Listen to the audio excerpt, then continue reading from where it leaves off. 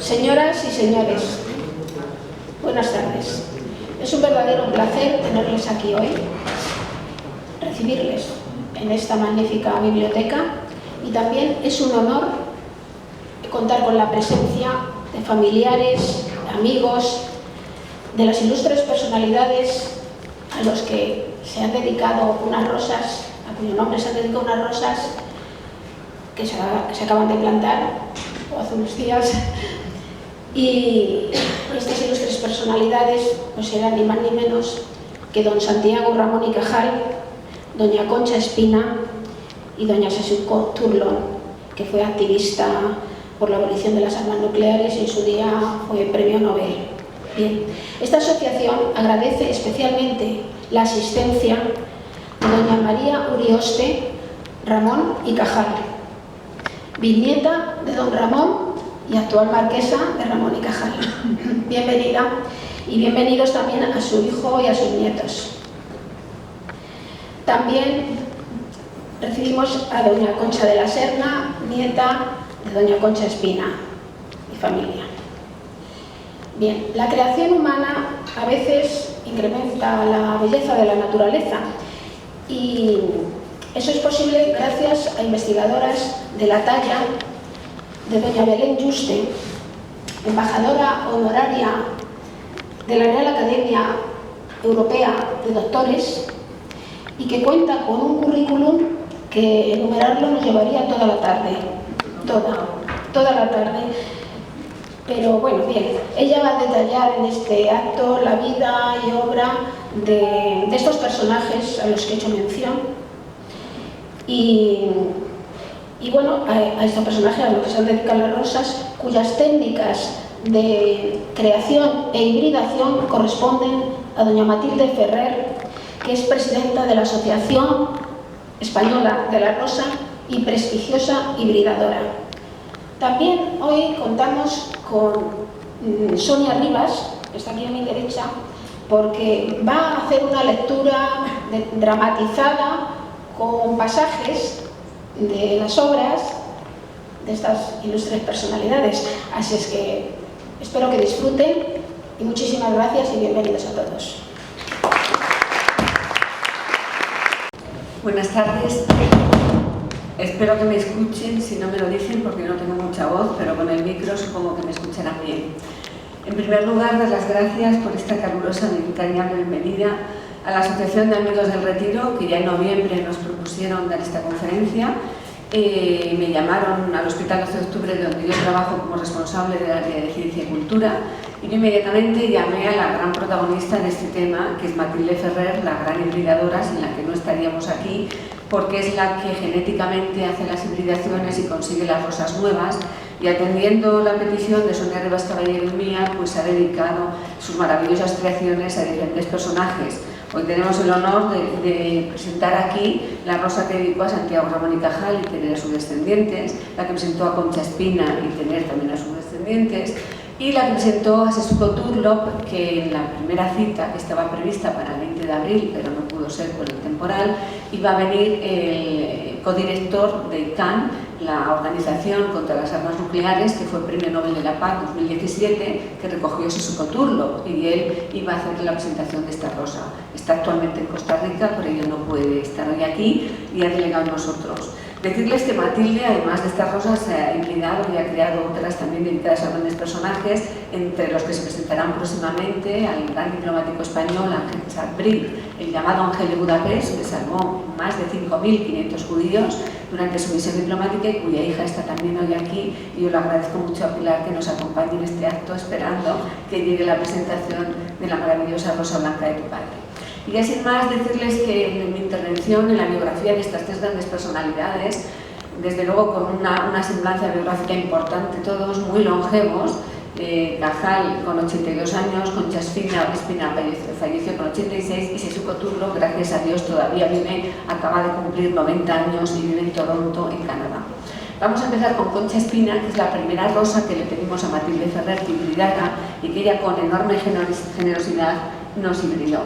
Concha Espina realmente es una vida que yo creo que habría que actualizar y reivindicar, porque no creo que esté suficientemente conocida en nuestros días. Fue candidata en numerosas ocasiones al premio Nobel. El ganarlo o no ganarlo realmente para cualquier persona marca un antes y un después, y para un escritor es fundamental, porque supone que su obra se mantenga, o como en el caso de Concha Espina, que estamos pendientes de revisiones. Pero en su tiempo fue una mujer rompedora absolutamente. Ella nace en 1869 en Santander, en una familia acomodada, y ella misma escribió que empezó a hacer poemas antes de saber escribirlos. Tenía una verdadera vocación innata hacia la literatura. Se casó muy joven con Ramón Gómez de la Serna y él tenía grandes posesiones en Chile, por lo que en aquel momento la familia y el matrimonio parte para Chile, a Valparaíso, donde el administrador había dilapidado prácticamente la fortuna. Esto obligó a Concha Espina a buscar trabajo, porque su marido, bueno, pues no estaba muy hecho este tema y no se lo esperaban, y fue ella la que toma las riendas del hogar ya con 2 niños y le pide al director del periódico El Porteño si puede colaborar con algunas crónicas y escritos. Y ahí empieza la labor literaria de Concha Espina, de mantenerse, que realmente fue una escritora que se mantuvo económicamente de su trabajo y que hasta el final de sus días colaboró con numerosos periódicos españoles y extranjeros. Finalmente, en 1898, el mismo año del desastre nacional, regresan a España y se instalan en Santander. Las desavenencias matrimoniales pues eran de bastante envergadura, hasta el punto que la familia política de Concha Espina aprueba la separación y en 1907-1908 se separa el matrimonio, y ella, con su primera novela bajo el brazo, La niña de Luzmela, se presenta en Madrid con sus hijos, en la capital de España, y empeñando una joya de la familia, y alquila una casa cerca del Marqués de Urquijo, que tiene que firmar el zapatero de la finca el contrato, porque la mujer no tenía derecho a firmar absolutamente nada. Así que aquí empieza Concha Espina a lograr su maravillosa obra literaria, que acabaría teniendo una tertulia famosísima en la que iría Gerardo Diego, irían grandísimos escritores y intelectuales de la época, y también Santiago Ramón y Cajal, que fue un gran admirador de Concha Espina, como veremos. Aquí la tienen en sus años de juventud. En 1924, fíjense si era famosa ya la obra de Concha Espina, que por suscripción popular se crea un monumento en su Santander natal, se le encarga a Vittorio Macho un monumento por suscripción popular. Ahí tienen a la reina Victoria Eugenia con Concha Espina cuando se pone la primera piedra de esta fuente de Concha Espina, que está ahora mismo enfrente de la bahía de Santander, a la izquierda del Museo Botín. Y aquí tienen la portada de Cantabria, en la que ella luce el lazo de la reina María Luisa, que por primera vez se otorga a una persona, a una mujer, por méritos propios y profesionales y no por sangre real. Concha Espina rompió muchos moldes y este fue uno de los que rompería. Esta famosa fuente la hizo Vittorio Macho. Aquí tienen la fotografía, el posado de la fotografía para la que ella posó, y debajo es el libro que nos cedió la nieta Concha la Serna, que está aquí con nosotros, con las aportaciones para esa suscripción al monumento. Están desde ministros de países iberoamericanos hasta ministros, por supuesto, españoles, de Gregorio Marañón, o el sindicato de lavanderas de Barcelona, o las pescadoras de Santander. O sea, están todos los extractos sociales poniendo dinero para una obra en vida a una figura tan relevante como fue en su momento. Aquí tienen a los reyes Victoria Eugenia y Alfonso XIII descubriendo el monumento en 1927. Ella no quiso acudir, se quedó en su casa en Maztuerra, Luzmela, muy cerca de Santander, porque consideraba que el homenaje era a su obra, no a su persona. Aquí tienen actualmente el monumento, como les digo. Es una fuente.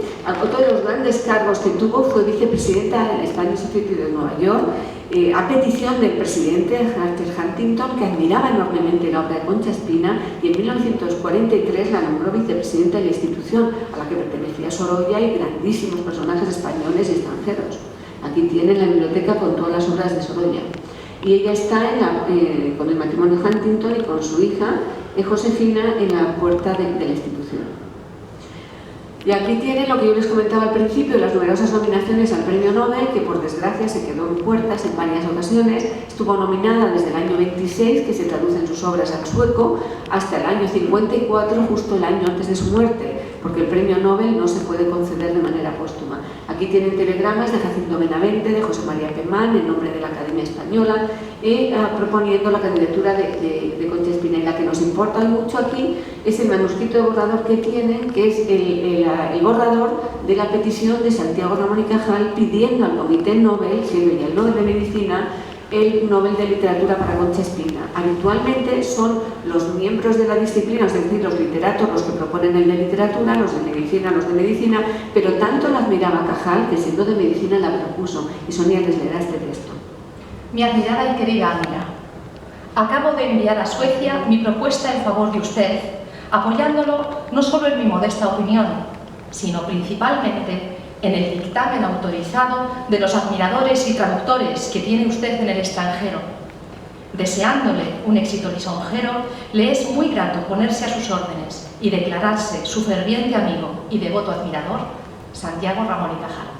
Esto a Concha Espina la llenó el corazón, y hay que decir que también eran vecinos. Los dos vivían en Alfonso XII, aquí a la vera del Retiro, casi en Atocha, y ella muy cerca del Casón del Buen Retiro. Compartían las tertulias, las famosas tertulias de los miércoles de Concha Espina, y ambos paseaban por el Retiro, este parque que fue tan importante en la vida de los dos y que estamos tan felices de que tengan este rosal aquí. Y aquí tienen, en los últimos años de la vida de Concha Espina, padeció una ceguera casi absoluta y total, pero era tal su autodisciplina que esto no le impidió seguir escribiendo con una tablilla arreglada, como tienen aquí en la foto de elaboración casera, que iba guiando su escritura, y luego su hija Josefina iba traduciendo los escritos de su madre. Arriba la tiene con esa tablilla, con su nieta Concha de la Serna, que está hoy aquí, cuando era una preciosa niña, y a su lado con su otra nieta, Carmen Say de la Maza, con quien empezamos estos trabajos, la gran actriz, empezamos estos trabajos sobre Concha Espina, y que desgraciadamente nos dejó este mes de enero.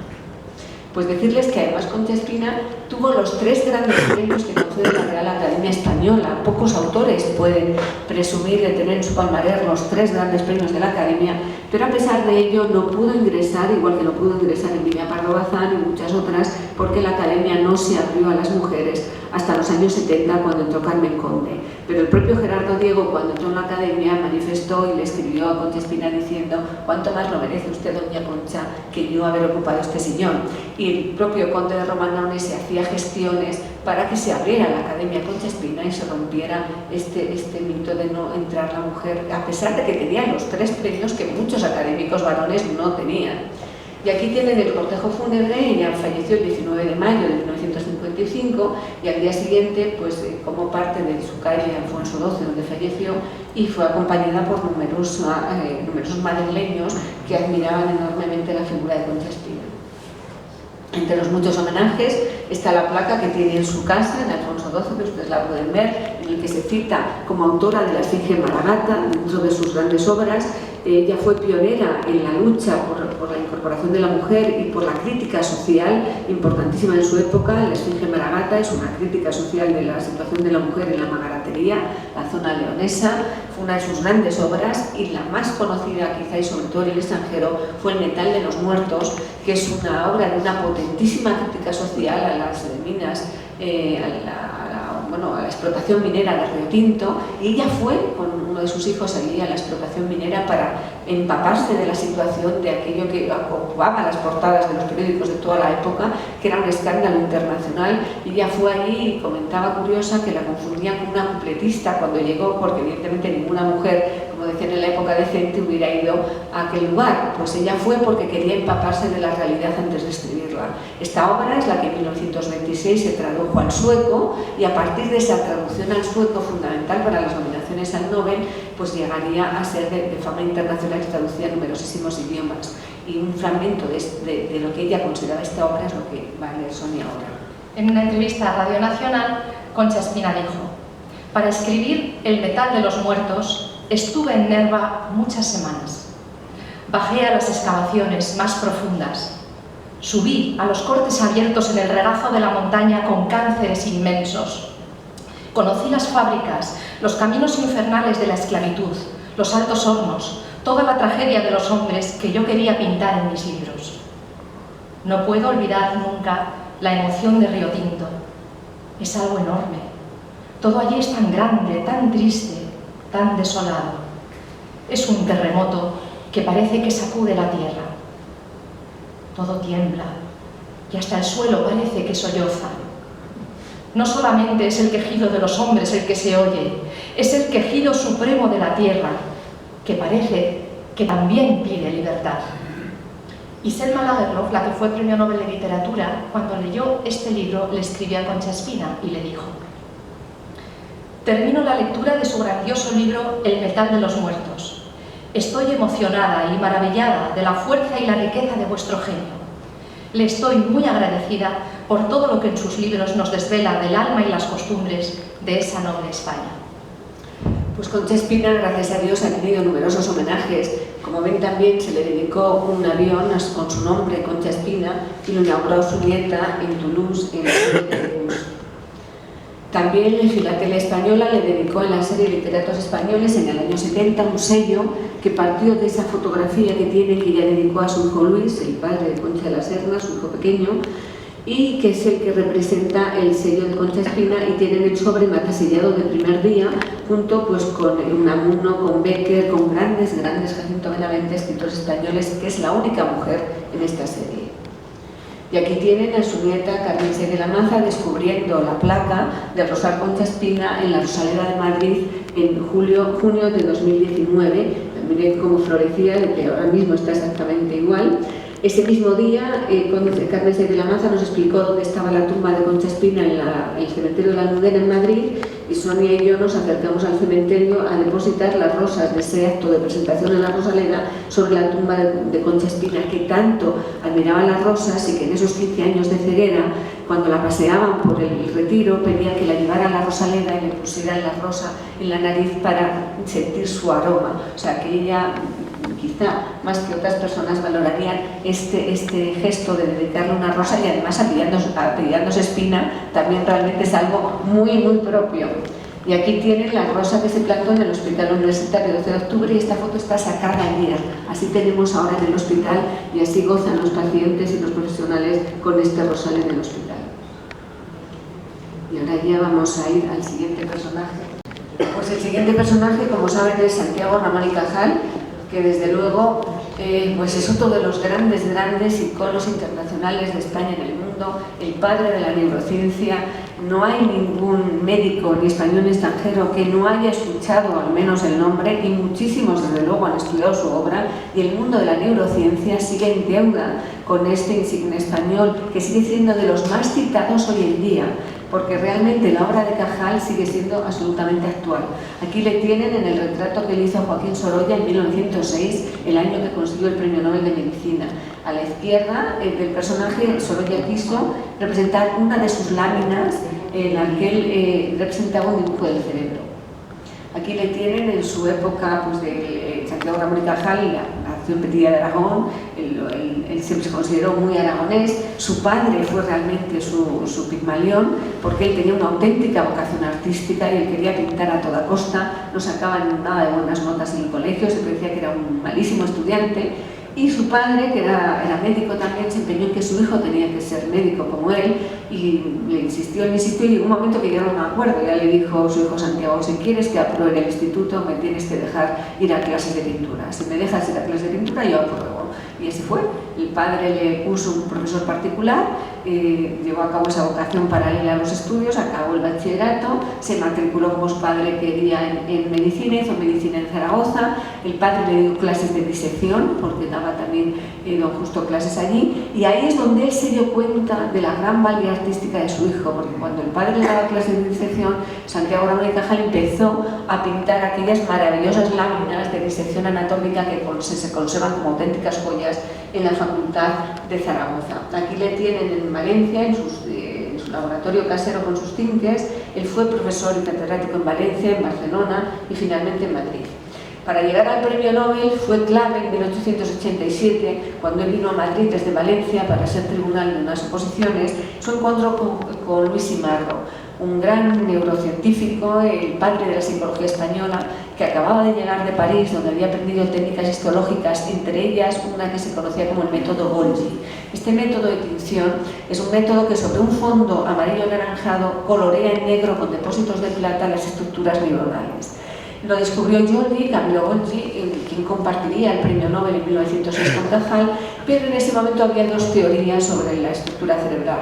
Los que decían que las neuronas eran una retícula, una red reticular absolutamente interconexionada, y los que decían, a partir de Cajal, que no, que la neurona era una célula independiente que tenía una conexión de contigüidad, pero no de continuidad. Es decir, no era una retícula, como defendía Golgi, entre otros, sino que era realmente una célula independiente. Esto lo pudo demostrar gracias a la técnica de Golgi. Finalmente, cuando tuvimos después el microscopio electrónico, años después, se confirmó evidentemente que la razón la tenía absolutamente Cajal, como ya en la época se vislumbró, y se le dio el Nobel.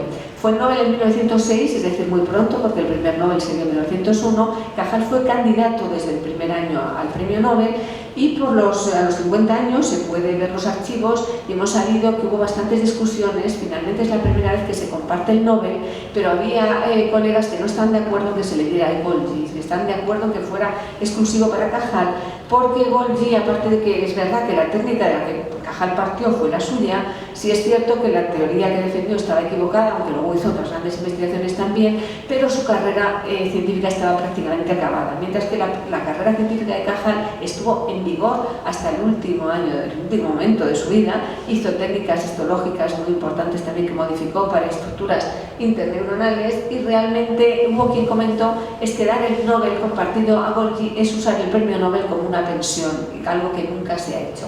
Finalmente, para no molestar a Golgi, se dio compartido, y Santiago Ramón y Cajal fue a Estocolmo a recoger el premio.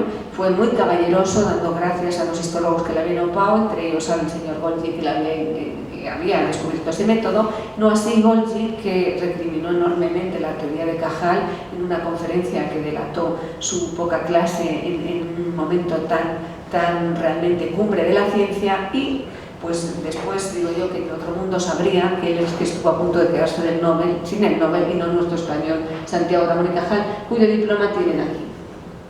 Aquí tienen los sellos que se le ha dedicado a Correos. El marrón es del 1934, el año que él fallece, lo emite en la Segunda República. Después tienen el que está coloreado en azul, y el último, en 2003, es una emisión conjunta España-Suecia, en el que eran los premios Nobel españoles, y compartían el sello, por un lado Santiago Ramón y Cajal con el tema neuronal, y por el otro Severo Ochoa con el tema del ADN. En este caso se ha recortado y queda solo el de Cajal. Es uno de los mejores sellos que ha elaborado Filatelia Española con litografía. Y aquí tienen algo que nos implica mucho en este sitio en el que estamos, y es la fuente de Ramón y Cajal en el Retiro. Fue obra de Vittorio Macho en 1926, se le encargó en 1922 por el año de su jubilación, que hoy celebramos el centenario este año de la jubilación de Cajal, y también los 170 años de su nacimiento. Pues aquí tienen al autor ante la obra.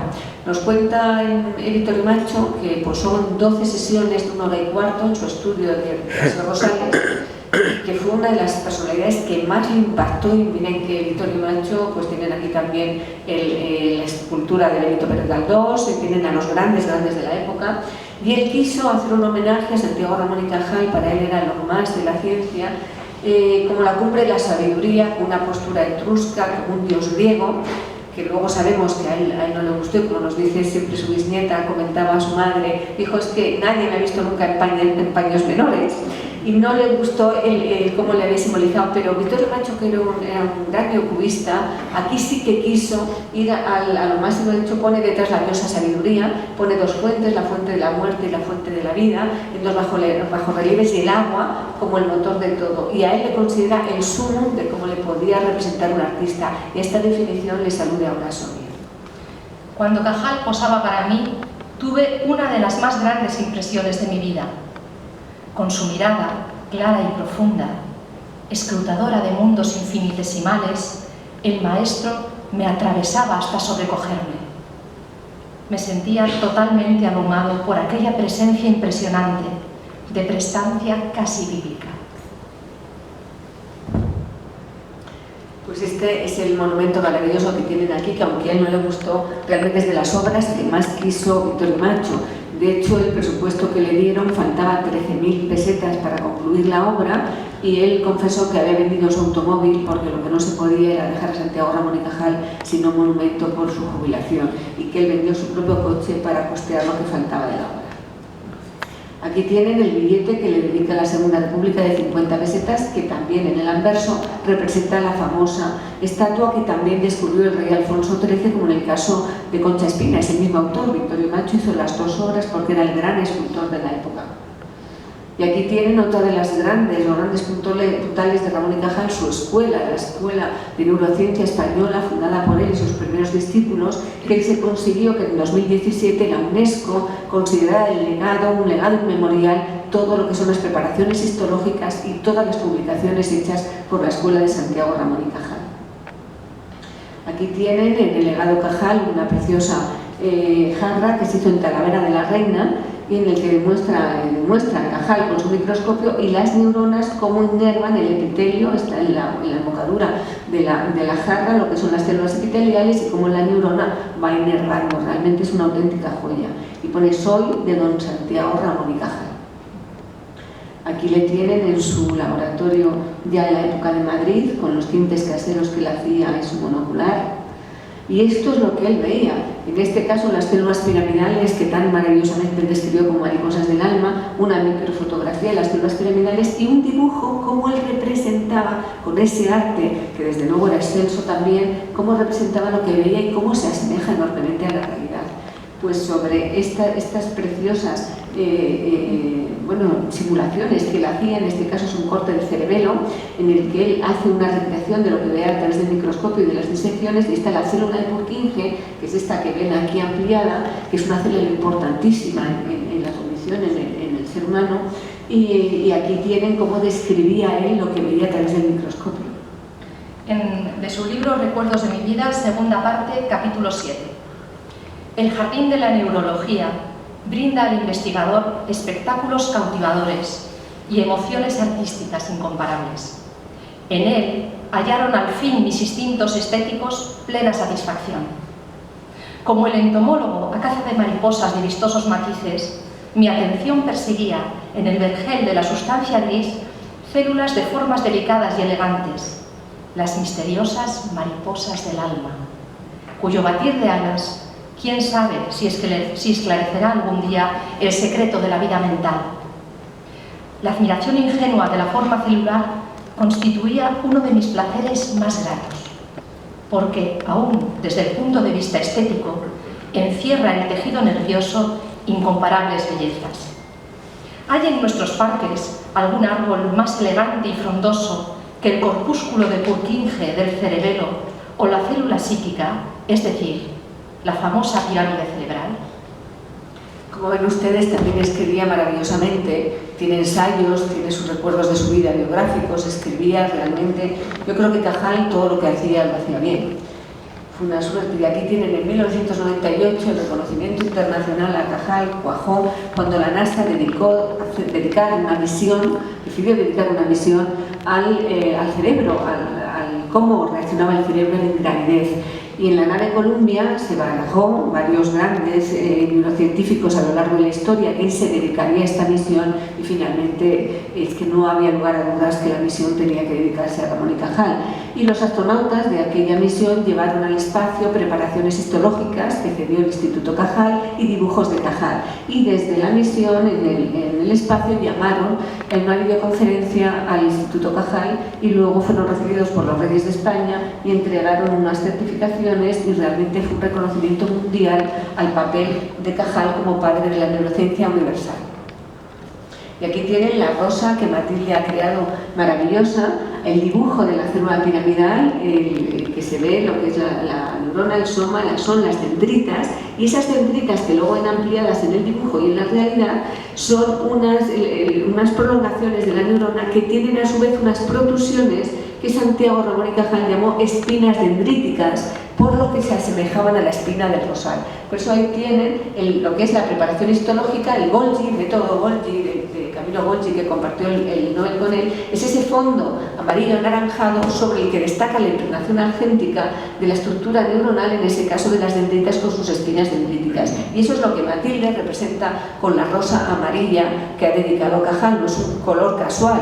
Mucha gente cree que es porque el amarillo es el color de la medicina, que también lo es, la toga de la investidura, doctor honoris causa en medicina es amarilla, pero le solicitamos, Javier de Felipe, un gran neurocientífico y yo, que fuera amarilla por el vínculo del método de Golgi, sin el que no hubiera llegado nunca a la teoría neuronal.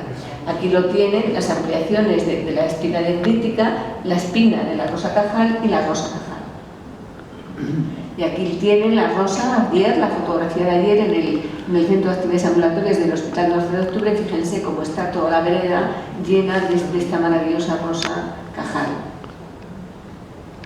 Y ahora ella lo cuenta de una manera absolutamente espeluznante. Es una de las que se llaman Ibakusa, sobrevivientes del bombardeo en Nagasaki y Hiroshima, y que ha dedicado su vida a contar su historia y dar su testimonio por el mundo para concienciar sobre el peligro enorme de autodestrucción de las armas nucleares. Ella tenía 13 años, murieron en la explosión 351 compañeros de su clase. Ella en este momento había sido seleccionada con su clase para ayudar en el gobierno japonés a interceptar los mensajes americanos, y acaba de llegar al centro militar a las 8 de la mañana, cuando a las 8 y cuarto, un cuarto de hora después, se produce el bombardeo de Hiroshima. Fallecen los 351 compañeros, ella consigue arrastrarse, luego lo escucharán en la voz de Sonia como cuenta el testimonio, y conseguirá salvarse. 8 miembros de su familia fallecieron en este día, entre ellos su hermana y su sobrino de 4 años, que cruzaban el puente camino del médico y que acababan de llegar de una ciudad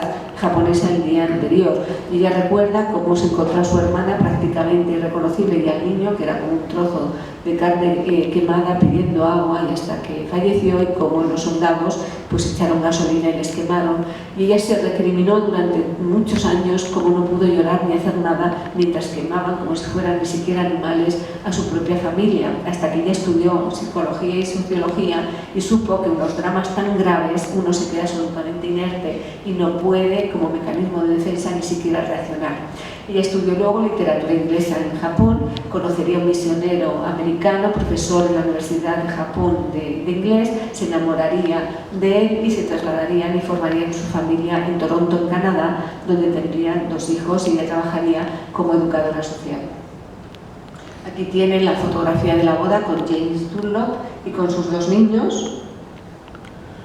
Aquí, cuando en el 2007 le dan la Orden de Canadá, la Orden Civil, realmente ella les digo que creó además una asociación para que el mundo recordara, para que todas las disciplinas, abogados, médicos, intelectuales, literatos, todos se unieran en contra de las armas nucleares. Finalmente, en 2007 se crea una asociación internacional, la Campaña Internacional por la Abolición de las Armas Nucleares, se crea en Australia, se presenta en Austria, y ese año, ella en el 2007, en Canadá, crea esta campaña y la lidera. A partir de ahí se convierte en una portavoz internacional de ICANN, de la campaña contra las armas nucleares, y en 2017 consigue, ya con un montón de activistas, consiguen que en la ONU se creen las primeras conferencias diplomáticas para luchar y llegar a un acuerdo, que haya un tratado por la prohibición de las armas nucleares y la eliminación total. Lo conseguirán en julio de 2017, se consigue que 122 países firmen este tratado de prohibición. Para ella fue un día absolutamente emocionante, y cuando 50 países firmaron y ratificaron ese acuerdo ya pasó a ser un tratado, a ser una ley. Pero hay que recordar que es en julio del 2017 cuando se firma en la ONU este tratado por 122 países, y en octubre de este año, cuando ICANN recibe el Premio Nobel de la Paz, y unánimemente se decide que sea Setsuko Turlov la representante que reciba el Premio Nobel y haga el discurso. Aquí la tienen en su activismo como sociedad civil, hablando en la ONU. Es la primera vez que un acuerdo incluye las consecuencias humanitarias de las armas nucleares. Ella es por lo que abogó siempre, y esta tela amarilla que ven ustedes aquí, que ella siempre expande en los discursos importantes que da, son los nombres de las 351 compañeras de clase que perdieron la vida en el bombardeo de Hiroshima. Aquí la tienen recibiendo el Premio Nobel de la Paz, con un kimono hecho con uno de los kimonos de su madre, que para ella fue absolutamente entrañable utilizar ese día. Aquí la tienen en Madrid en febrero del 20, justo antes de la pandemia en el mundo, con Carlos Umaña, el codirector de ICANN, dando una entrevista en la Fundación Encuentros Telos, en la Fundación Telefónica, a la que yo tuve el honor de ir y donde tuve el placer de conocerla. Y a mí me impresionó muchísimo esta imagen porque ella continuamente, cuando recordaba el bombardeo, sobre todo cuando recordaba a su sobrino Eggy con 4 años, cómo le quemaban, cerraba los ojos y era la expresión máxima del dolor y de la impotencia. A mí realmente me impresionó muchísimo que haya dedicado su vida a rememorar lo que eran sus cenizas y lo que constituye un pasado absolutamente tan dramático para que el mundo no olvide. Aquí tienen cuando presentaba la medalla del Premio Nobel de la Paz y la foto que nos hicimos al final, que tengo que decirles que fue nada más hacer esta foto al salir, cuando yo llamé al móvil a Matilde, le dije: Matilde, ¿te importaría dedicar unas rosas a su coturlo? Y había la casualidad que Matilde había escuchado en la cadena SER su testimonio unos días antes. Inmediatamente me dijo: por supuesto, Belén, puedes decirle que yo muy honradamente le dedicaré una rosa. Y aquí surgió el mismo día que la conocí, la rosa. Aquí la tienen dando el discurso cuyo extracto les leerá Sonia. El Premio Nobel de ICAM se otorgó por concienciar sobre las catastróficas consecuencias humanitarias del uso de armas nucleares y por sus innovadores esfuerzos para lograr una prohibición basada en tratados de tales armas. Pues en el Ayuntamiento de Oslo, el 10 de diciembre de 2017, Setsu Koturlo dijo: es un gran privilegio aceptar este premio en nombre de todos los seres humanos extraordinarios que forman la campaña internacional para la abolición de las armas nucleares. Cada uno de ustedes me da una gran esperanza de que podamos, y lo haremos, poner fin a la era de las armas nucleares. Hablo como miembro de la familia de los Hibakushas, aquellos que por alguna milagrosa casualidad sobrevivimos a los bombardeos atómicos de Hiroshima y Nagasaki. Durante más de 7 décadas hemos trabajado por la abolición total de las armas nucleares. Hoy quiero que sientan en esta sala la presencia de todos los que perecieron en Hiroshima y Nagasaki. Quiero que sientan por encima y alrededor de nosotros una gran nube de 250.000 almas. Cada persona tenía un nombre, cada persona era amada por alguien. Asegurémonos de que sus muertes no hayan sido en vano. Yo tenía solo 13 años cuando Estados Unidos lanzó la primera bomba atómica sobre mi ciudad, Hiroshima. Todavía recuerdo vívidamente esa mañana. A las 8:15 vi un destello cegador de color blanco azulado desde la ventana. Recuerdo tener la sensación de flotar en el aire. Cuando recuperé la conciencia en el silencio y en la oscuridad, me encontré atrapada por el edificio derrumbado. Empecé a escuchar los débiles gritos de mis compañeros. «Madre, ayúdame». Entonces, de repente, sentí unas manos tocando mi hombro izquierdo y escuché a un hombre decir: «No te rindas, sigue empujando, estoy tratando de liberarte. ¿Ves la luz que entra por esa abertura? Arrástrate hacia ella lo más rápido que puedas». Cuando me arrastré, las ruinas estaban en llamas. La mayoría de mis compañeras de clase murieron quemadas vivas. Vi alrededor de mí una devastación total e inimaginable. Pasaban procesiones de figuras fantasmagóricas, arrastrando los pies. Personas grotescamente heridas, a las que les faltaban partes de sus cuerpos. Así, con una bomba, mi amada ciudad fue arrasada. La mayoría de sus residentes eran civiles, que fueron incinerados, vaporizados. Entre ellos, miembros de mi propia familia y 351 de mis compañeras de la escuela. Cada vez que recuerdo Hiroshima, la primera imagen que me viene a la mente es la de mi sobrino de 4 años, Eiji. Su cuerpecito transformado en un irreconocible trozo de carne derretida. Siguió pidiendo con agua, con voz débil, hasta que su muerte lo liberó de la agonía. Para mí, vino a representar a todos los niños inocentes del mundo, amenazados como están en este mismo momento por las armas nucleares. Cada segundo de cada día, las armas nucleares ponen en peligro a todos los que amamos y a todos los que apreciamos. través de nuestra agonía y la pura lucha por sobrevivir y reconstruir nuestras vidas desde las cenizas, los Hibakusha nos convencimos de que debemos advertir al mundo sobre estas armas apocalípticas. Y una y otra vez compartimos nuestros testimonios. Cuando era una niña de 13 años, atrapada entre los escombros humeantes, seguía empujando, seguía avanzando hacia la luz y sobreviví. Nuestra luz ahora es el tratado de prohibición. A todos los que están en esta sala y a todos los que me escuchan en todo el mundo, les repito las palabras que escuché en las ruinas de Hiroshima. No te rindas, sigue empujando. ¿Ves la luz? Arrástrate hacia ella. Esta noche, mientras marchemos por las calles de Oslo con antorchas encendidas, sigámonos unos a otros para salir de la noche oscura del terror nuclear. No importa los obstáculos que enfrentemos, seguiremos avanzando, seguiremos empujando y seguiremos compartiendo esta luz con los demás. Esta es nuestra pasión y compromiso para que nuestro precioso mundo sobreviva. Pues estas palabras que pronunció Setsuko en 2017 parece que están escritas para ahora mismo. Y ella nunca creyó entonces que viviría lo que estamos viviendo en Europa de nuevo. Y esperemos que sus palabras se sigan escuchando en el mundo y puedan parar esta nueva realmente situación tan dramática. Y aquí tienen a Setsuko con la rosa Setsuko Turro, de la que les hablará ahora Matilde, y que ella cariñosamente ha denominado la rosa de la esperanza.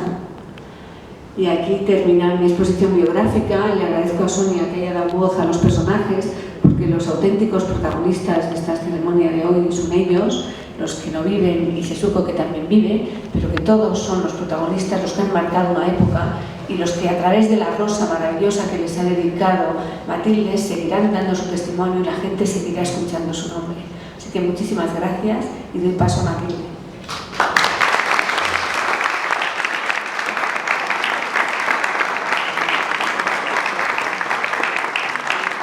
Gracias a todos.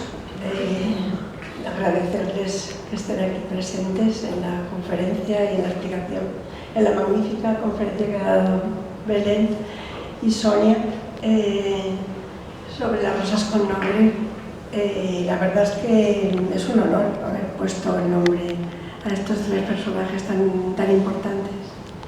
Yo les voy a hablar de mi trabajo, de lo que yo hago en el vivero. La rosa concha espina es una rosa tipo floribunda que llamamos. Los tres rosales son rosales modernos y son rosales clasificados como floribundas.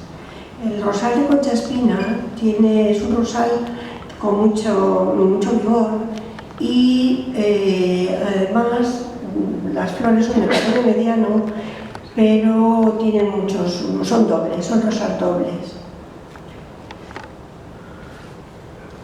Sus parentales, me gusta siempre hablar un poco de los progenitores de ellos, ¿vale?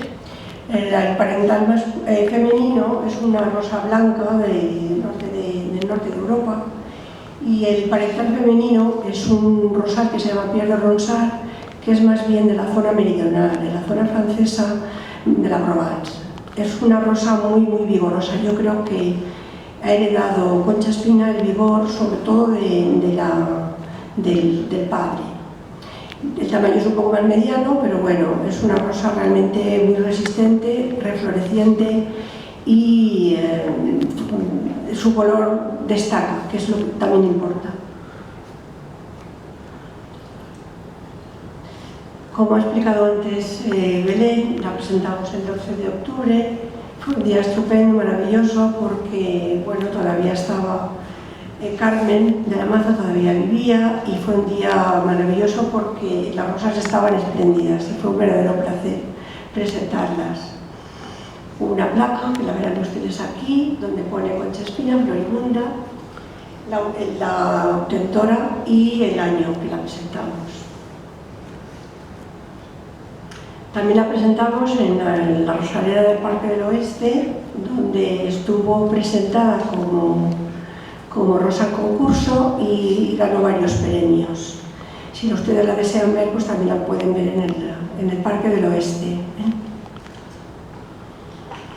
La rosa Santiago Cajal es otra variedad moderna, es otra variedad diferente completamente, es de color amarillo, tiene menos pétalos, su árbol genealógico pues, es de una rosa, la madre también es tamaño pequeño, muy floribunda, mucha flor en ramillete, y el padre es amarillo. Por tanto, Santiago Ramón y Cajal ha heredado también la descendencia del padre. Es lo que les decía, es un rosal moderno, un rosal arbustivo medio, floribunda. El follaje, en este caso voy a hablar también del follaje. El follaje es un follaje verde brillante, más bien oscuro, denso y compacto. Las tres variedades que vamos a presentar hoy son variedades además muy resistentes sobre todo a las enfermedades. Plagas no pueden tener y no pasa nada porque desaparecen, pero lo que sí que importa es que sean rosales muy resistentes. Ganó el premio al mejor rosal, la mejor variedad española en el concurso de Madrid. Aquí tienen todos los estadios de la flor. Mira aquí que los sépalos en el primer estadio están protegiendo el botón floral, los pétalos. Conforme van abriendo, los sépalos van separándose. La evolución del color de los pétalos prácticamente es igual. Cuando ya envejece un poco más, vuelve otra vez a tener un poquito de color de rosa de los genes de la madre, pero bueno, en general es un amarillo bastante fuerte. Los foliolos, las hojas son foliolos de entre 5 y 7 foliolos. Florece en flores agrupadas o en ramillete, por lo tanto, como ven aquí en la imagen, el tallo es un tallo que siempre está con flor. Tiene flor más cerrada, más abierta, con botón, por tanto significa que esa duración de esa flor, de ese ramillete, va a durar mucho tiempo. Por tanto, van a poder disfrutar de la rosa durante prácticamente todo el año. Esta imagen es una etiqueta descriptiva que ya viene de la variedad. Género rosa, variedad Santiago Ramón y Cajal, tipo rosal moderno, floribunda, y verán ustedes aquí que es la denominación varietal, es Fevinta. Les explico esto porque a veces estas cosas no se suelen conocer. Fe es la C de Ferrer, siempre lleva mayúscula, y Vinta. Y lo que se registra, la R de registrado siempre es la denominación varietal, como vegetal, ¿vale? Bueno, y como tentora siempre, pues en este caso no etiqueta. La etiqueta rosal es una etiqueta explicativa de modo de plantación y de conservación y el pasaporte fitosanitario. Esta imagen me gusta mostrarla porque es una foto hecha en campo y me gusta cortar la flor y ponérmela en un vaso, en un jarrón, y ver que toma agua perfectamente, que podría ser como una rosa que compráramos de proximidad al lado de casa, ¿vale?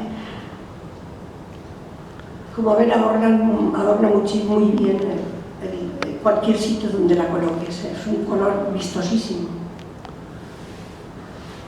También la presentamos en el 12 de octubre, y aquí están sus familiares, aquí estamos María, sus hijos. Y la rosa Setsuko Furlo también es un floribunda moderno. Ya ha enseñado Belén las fotos de Setsuko cuando da sus mítines. Y una foto preciosa de ella disfrutando del acto donde ella está en ese momento. La rosa, que es lo que yo voy a hablarles, es también vistosísima, es un naranja que no siempre tiene el mismo color, varía un poco, tiene un poquito de rosa, es multicolor, una rosa multicolor que destaca mucho en el verde de un jardín, ¿vale? La presentamos en Valencia, en este caso, la presentamos en el Jardín Botánico de Valencia, y en esta foto está Carlos Umaña, y aquí estamos todas nosotras presentando la variedad junto con Jaime Güemes, que es el director del botánico, que nos acogió muy bien, disfrutó además con nosotros en el Botánico de Madrid, que es el director. Aquí está Belén hablando. Como ven, la rosa Setsuko en la pantalla es un color naranja súper brillante, llamativo, extraordinario. Creo que además le va muy bien a Setsuko. Siempre nos gustó esa rosa para Setsuko. Explicaba un poco lo que ella sufrió en el momento de la bomba de Hiroshima. Aquí es el mismo acto. Aquí está la foto con Setsuko, que fue el inicio del nombre de la variedad Setsuko, Belén. Y aquí a la derecha me gusta enseñarla porque es el día de la presentación, y aquí hay dos niñas, que aunque una es más alta que la otra, pero son mis nietas gemelas, Blanca y Martina, que estaban muy atentas a lo que su abuela estaba explicando. Y espero que les gusten continuar o por lo menos que les gusten mucho las rosas.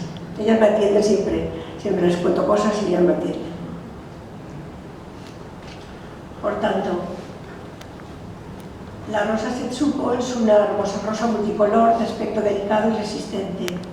Es un rosal moderno, de los denominados floribundas, arbusto muy adecuado para uso paisajístico. Su flor es semidoble, tamaño mediano, color naranja, y es muy vistosa en el jardín, con un ligero aroma, fragancia frutal. Bueno, esta imagen, no soy Matilde Ferrer, claro, es Setsuko Zurdo, pero luego lo que haremos será pasarles. Ese mismo día nos envió Setsuko un vídeo para la presentación de la variedad, que cuando acabemos les pasaremos a ustedes, porque es unas palabras de ella agradeciéndonos la presentación de la rosa.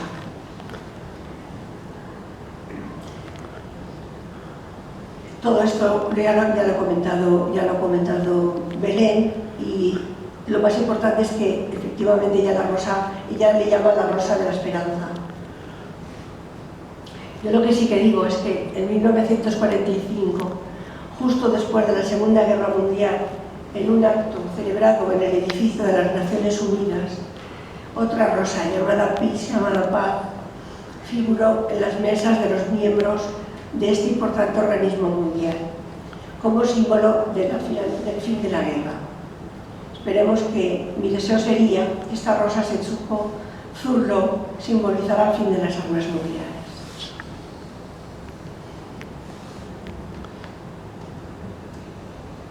Vamos a ver ahora la creación, cómo se crea una nueva rosa. Aquí hay, en el proceso de hibridación se mezclan dos conceptos completamente contradictorios. Uno es el concepto de normalidad y otro el concepto de novedad. El concepto de normalidad, lo que es normal, o sea, los rosales silvestres, que aún existen en todo el mundo y que han demostrado a lo largo de muchos milenios su capacidad de resistencia y atractivo. Y luego el concepto de novedad. Bueno, pues lo que la moda, lo que marca la moda. Pero bueno, yo huyo de ese término. En mi opinión, hay que tener en cuenta otros factores. Es decir, ¿qué es lo que yo voy buscando? Yo voy buscando no tanto la novedad como la vida, el equilibrio, la sanidad y la resistencia. No se trata de deslumbrar, sino que sea un producto funcional, eficaz y sostenible. En la fecundación, que consiste en la introducción del polen masculino en una flor, en la parte femenina de la misma flor o de otra. Las flores son hermafroditas. La misma flor contiene órganos masculinos y órganos femeninos. En los órganos masculinos son los estambres, polen de las anteras, y en el femenino el ovario, estigma y estilo y óvulos. Dos modos de fecundación: hibridación y cruce. La hibridación es la fecundación, sea manual o sea espontánea, entre rosas de especies diferentes. El resultado es un híbrido interespecífico. Y en el cruce es la fecundación entre rosas de la misma especie y el resultado es el mestizaje. Resulta más fácil y que prospere un cruzamiento entre rosas de la misma especie que una hibridación entre rosas de especies diferentes. Tiene mucho que ver la proelia. Cuando el polen de una rosa penetra en su propio estigma y a través de su estilo, fecunda sus propios óvulos. En la naturaleza se dan ciertos mecanismos que dificultan la autofecundación y en cambio facilitan fecundación entre flores diferentes.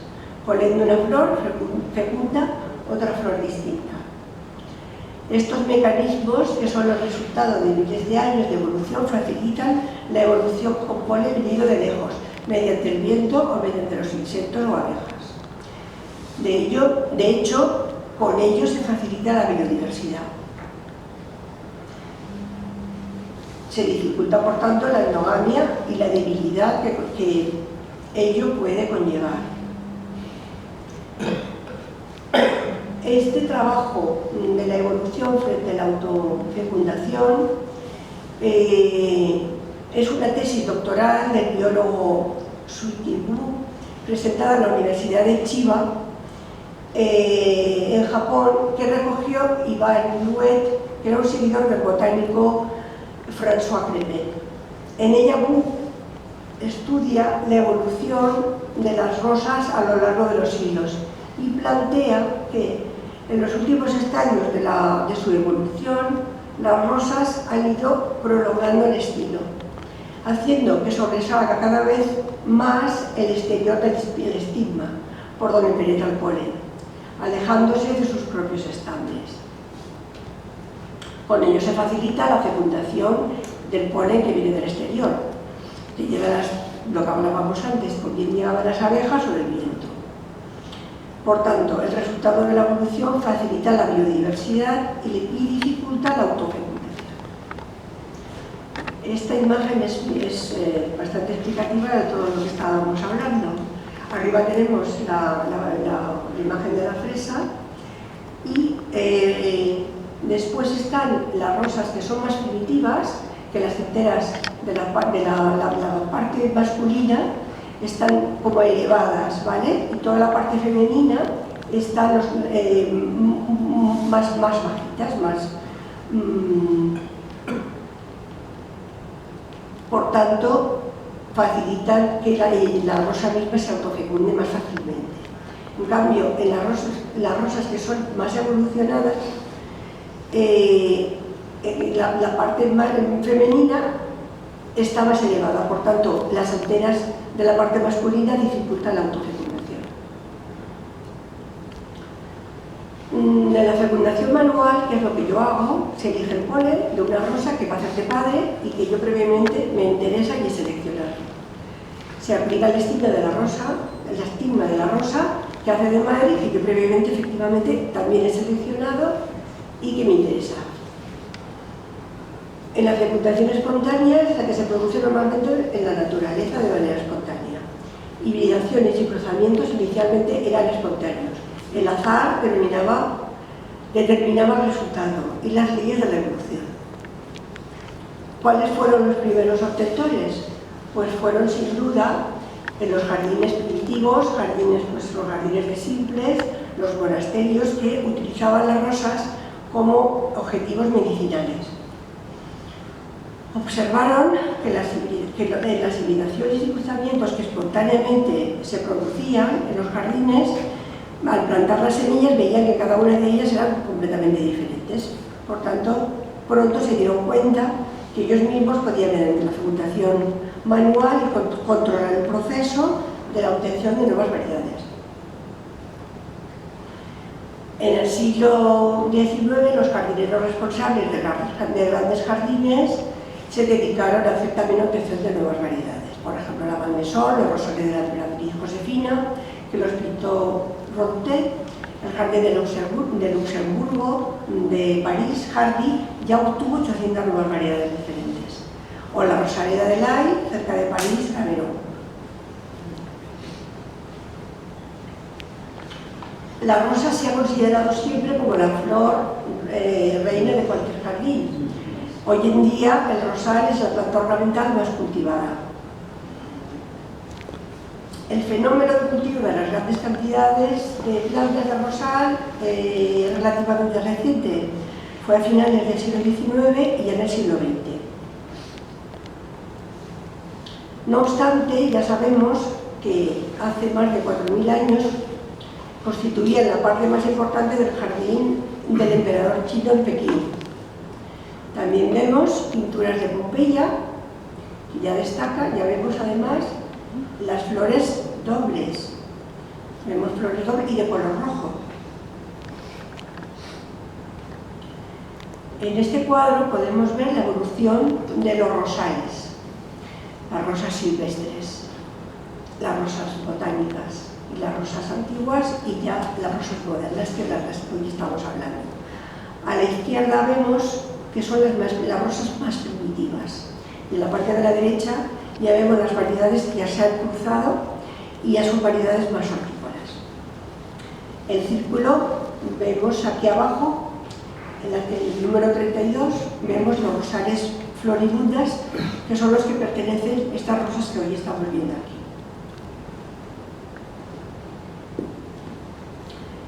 Según la RAE, el rosal silvestre es el rosal que se da espontáneamente en el campo y es origen de todas las variedades cultivadas.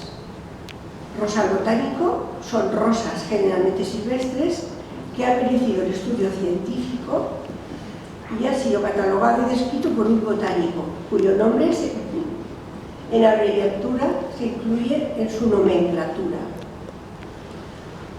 El trabajo más reciente sobre los rosales silvestres en la península ibérica es una guía elaborada por el CSIC, en la que recogen un total de 29 especies. Es una guía muy interesante. Como les decía antes, el rosal botánico es rosal, este es el rosal espinosísima y la L de Linnaeus. En cuanto al número de pétalos, pues la evolución. Aquí está muy clara. Esto es un rosal canina, rosal silvestre, que encontramos en el campo, y el rosal centiflora, que ya es una variedad tortícola. Centifolia no por 100 hojas, sino por 100 pétalos. Continuamos con el número de pétalos. Rosal simple, 5 pétalos. El rosal semidoble, que ya tiene entre 5 y 9 pétalos. El doble, y la rosa plena. La rosa plena es la que todos los estambres se han convertido en pétalos de rosas. No tienen estambres. A mí me interesa, por supuesto, si hago cruzamientos, me interesan sobre todo la rosa simple y la rosa semidoble. Aquí vemos las tres rosas que son las Setsuko es semisimple o semidoble, Santiago Ramón y Caja lo mismo, en cambio la rosa simple es más doble. Aunque se ven todavía la parte masculina, los estambres. Hablábamos antes que en los monasterios habían con fines medicinales, se utilizaban las rosas, los jardines de siempre. También, aparte de jardines de siempre de uso medicinal, se utilizaban en los jardines de placer. Aquí estos mosaicos son de la Piazza Armerina, en Sicilia, son del siglo I. Esta es una imagen del vivero donde yo trabajo. Somos una empresa familiar de más de 70 años en producción de rosales. Nos dedicamos solamente a la producción de rosales y a la obtención de nuevas variedades de rosa. Estos son dos imágenes. Es un verdadero placer, la verdad, trabajar en este vivero. Aquí ven ustedes dos imágenes, en este momento están así, están florecidos, de diferentes tipos de plantas y de diferentes coloridos y formas. Esta zona es la zona que yo le llamo la colección de rosas. Hay diferentes tipologías de rosas y diferentes lugares donde poder yo hacer las indicaciones y mostrar además el comportamiento de esas rosas que, como luego les explicaré, es muy importante la selección y la observación de esas nuevas variedades que luego van a ser, les vamos a llamar Santiago Ramón y Cajal, Concha Espina o Setsuko Furlong. Esta rosa es una rosa que le dediqué a mi pueblo, de Alacuás. Alacuás es un pueblo que está cerca a unos 5 kilómetros de Valencia y tiene un palacio precioso. Y se la dediqué al palacio. Tenemos aproximadamente unos 500 parentales, entre rosales antiguos, silvestres y modernos. Normalmente hacemos los cruzamientos se hacen en el mes de mayo y junio y previamente organizamos o preparamos el programa de cruzamientos en función de los objetivos que pretendemos obtener. Aquí vemos el equipo que en ese momento, claro, tenemos que aprovechar ese momento porque si no, hasta el año siguiente ya no podemos hacer las invitaciones. Somos un equipo más o menos pequeño, pero muy eficiente. Aquí estamos sacando el polen que hará de parental masculino, todas las cajitas están allí. Como ven, cada polen tiene un colorido además. Estamos sacando el polen madurando, y esta rosa ya está lista y preparada para ser fecundada. Le aplicamos cuidadosamente el polen en los estigmas y nada más colocar el polen, las etiquetamos y las tapamos para que luego ni el viento ni los insectos nos modifiquen el polen. Estos son los frutos de los cruces que hemos hecho en mayo, junio y julio y hay un rendimiento aproximado de un 70%. Solemos hacer unos 14.000, solemos obtener unos 14.000 frutos. Los recolectamos en octubre, noviembre, los sembramos y obtenemos de cada fruto una media aproximadamente de 5 semillas. Cada semilla es única y diferente. Esta imagen, ven que hay unas cañas, es la primera floración, marcamos cada rosal que vemos interés en ellos y de ese primer rosal que es único y diferente tenemos material para injertar o bien injertar la multiplicación. Ya empezamos con la multiplicación asexual de esas variedades que nos interesan. Por tanto, ¿cómo lo hacemos? Bien con rosales injertados o bien con rosales destaquillados, ¿vale? El de la izquierda ven perfectamente el punto del injerto y a la derecha es un rosal de sus propias raíces, o sea, de esqueje. Aquí está un campo, aquí ven ustedes un campo de patrones y aquí ven ustedes también los patrones, o sea, ya está injertado y ven más rojo, ven el punto del injerto, que no sé si lo ven bien, pero, y ven el patrón que ya está prácticamente cortado, doblado, pero todavía pasa savia, de manera que esperamos un poquito más, esperamos 15 días más antes de cortar del todo el patrón. Y una nueva variedad, por supuesto.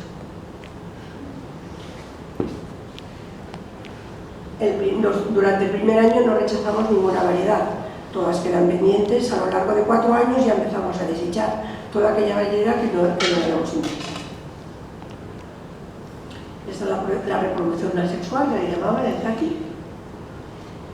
Aquí hay unas bandejas que como Estos mismos rosales van a campo, igual sean injertados que no injertados, y hacemos un ensayo de la multiplicación de las plantas de las dos variedades.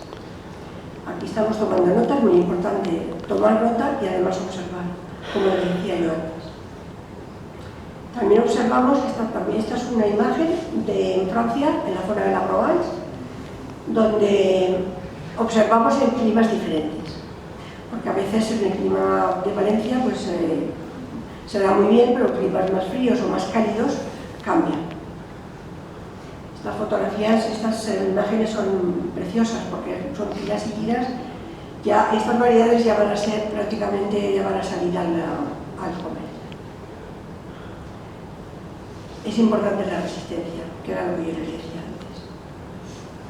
Estas son también plantas que las probamos en el contenedor, maceta, para ver si funcionan bien. Testados en campo. Y lo que también hacemos es mandarlas, una vez ya tenemos claras que son interesantes esas variedades, las mandamos a concursos. Los concursos son muy importantes porque son en diferentes lugares de Europa. Nosotros solamente mandamos a Europa, pero en climas fríos, en climas más húmedos, en climas más cálidos. Esta es son fotos en Madrid, en la Bagatelle, en Ginebra, en Roma. Este es el concurso de Rosas Nuevas de Madrid, que va a ser la próxima semana. Esta mañana hemos estado en el jardín, ahí está maravillosa, está florecido, maravillosamente perfecto todo, y además les invito a que lo visiten porque hay una colección de rosales aquí en la parte superior del jardín,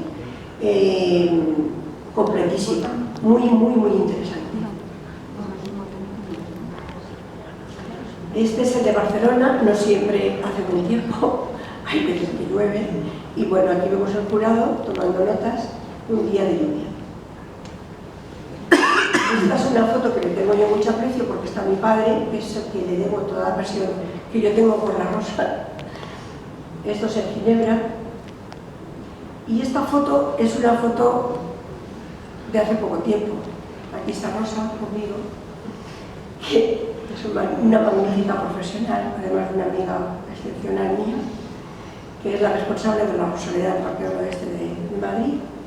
Alain Millán, que es, que yo también lo conozco desde que tenía 10 años, de un reconocimiento internacional como obtentor. Su padre ya era obtentor, su hermana se casa con un obtentor de rosas de Lyon, son franceses, y es reconocido mundialmente. Y Beatrice, la más joven, Beatrice Barni, que es una italiana guerrera. Somos muy pocas las mujeres que nos dedicamos a la obtención de nuevas variedades, y eso lo tengo que decir porque realmente nos ha costado mucho estar introducidas en este mundo. Y asistimos a convenciones de la rosa, sobre todo la World Federation Rose Society. Siempre es interesante acudir a estas convenciones porque siempre aprendemos muchas cosas. Porque antes les he explicado el cuadro que han visto ustedes antes de la evolución de la rosa, pero la rosa está en constante evolución. Y además siempre hay cosas que no estamos todos de acuerdo, si la gálica vino de tal, que sí. Ahí hay dudas muy importantes que en estas convenciones las discutimos. Aquí estamos también Rosa y yo tomando nota en una convención de Sachsenhausen, en Alemania. Es una rosaleda que tiene más de 12.000 rosales diferentes, incluso de obtentores españoles, que aquí no se encuentra en ningún lado. Esta imagen estamos presentando, como hemos hecho hoy aquí, presentamos una rosa, estoy yo con el abad de Poblet, está atendiendo mis explicaciones, y a la derecha estamos con Joel Mustaki, que una semana después de presentar la rosa en Barcelona falleció, pero aún se enteró de la rosa y aún vio la variedad. Estos son premios que nos han concedido, que además, la verdad es que te gusta que le den premios. Es un reconocimiento que te alegra muchísimo. Y nada, bueno, yo en esta última imagen presento a mi abuelo, que ya se dedicaba, mi abuelo era podador de árboles frutales, mi padre empieza muy jovencito con las rosas, me siguen mis hijos a la derecha, mis dos hijos, y yo. Y mi marido que está aquí, que siempre está conmigo y siempre está ayudándome, siempre, que también debería de estar aquí en una foto. Muchas gracias. Greetings to you all in Spain. It is such an honor to have these roots cultivated in my name, Setsuko Thurlow. I want to begin by thanking those who have made this possible. Thank you to my friend and colleague, Dr. Carlos Humana, who organized a speaking tour for me in Spain in February 2020. This is where Belen Yuste heard my testimony as an atomic bomb survivor and was moved to contact Spain's premier rose breeder, Matilda Ferreira, to discuss this new rose variety. Thank you, Carlos, Matilda, and this totally unexpected pleasure and honor. I am humbled by this profoundly beautiful gesture, as I myself have been a gardener. I have found great joy in creating my own flower garden, and years ago I played a role in building and establishing the Peace Garden in Toronto, Canada, where I now live. The beauty of nature is part of what compels me to work for a world without nuclear weapons.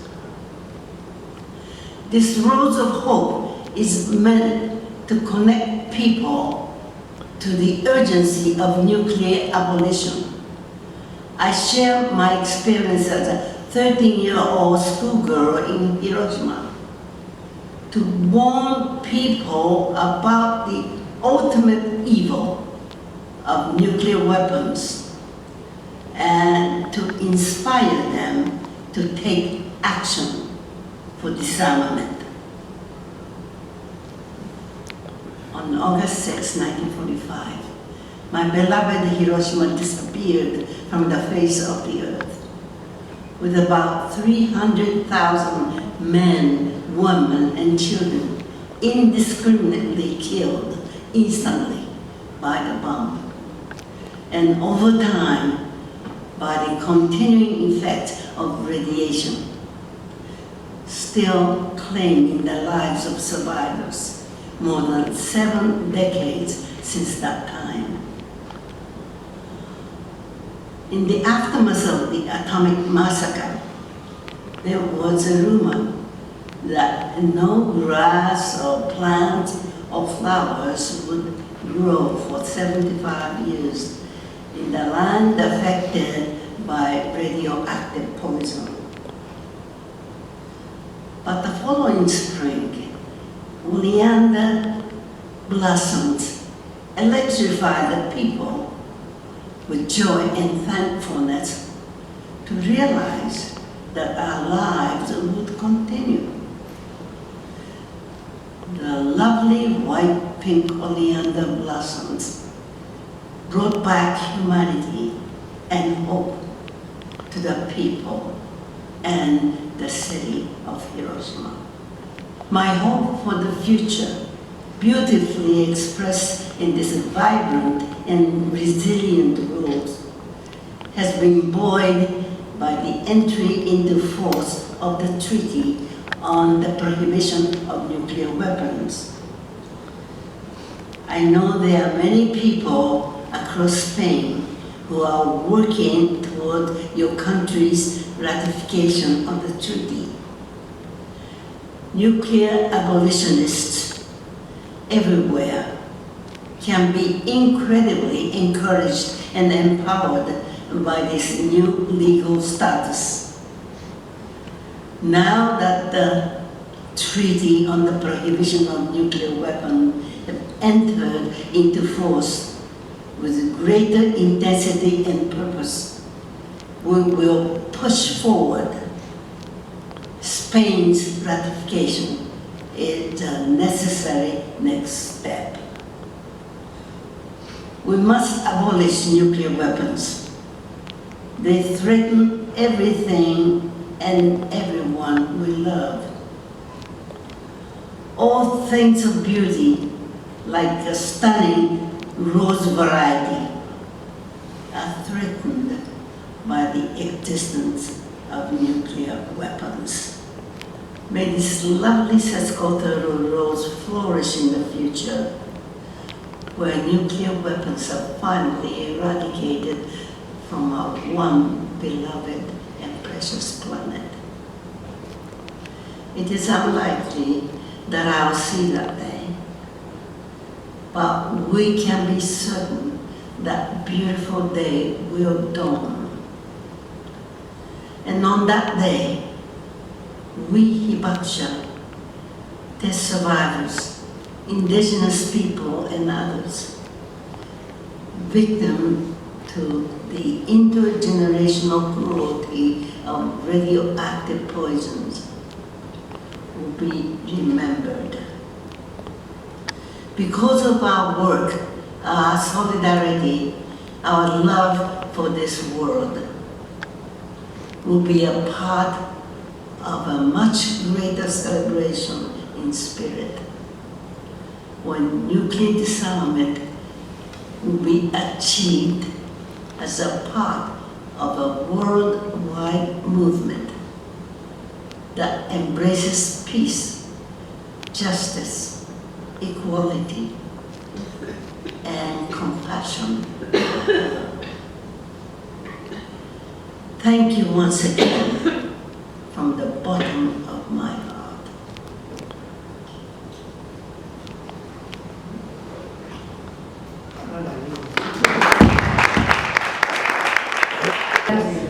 Sí, muchas gracias. Yo quería simplemente agradecer a Matilde que todas las peticiones que le hemos hecho de debilidad, como ustedes han visto, un proceso complicado, las ha aceptado. Y para mí es un honor haber compartido la conferencia con ella, sobre todo porque es una gran científica y alguien te debería dedicar una rosa a ti en un futuro. Y nada, antes citaba simplemente a Óscar Dávila porque es el director gerente de Casa América, donde se supo turno, también alzó su voz aquel año que yo la conocí. Muchísimas gracias.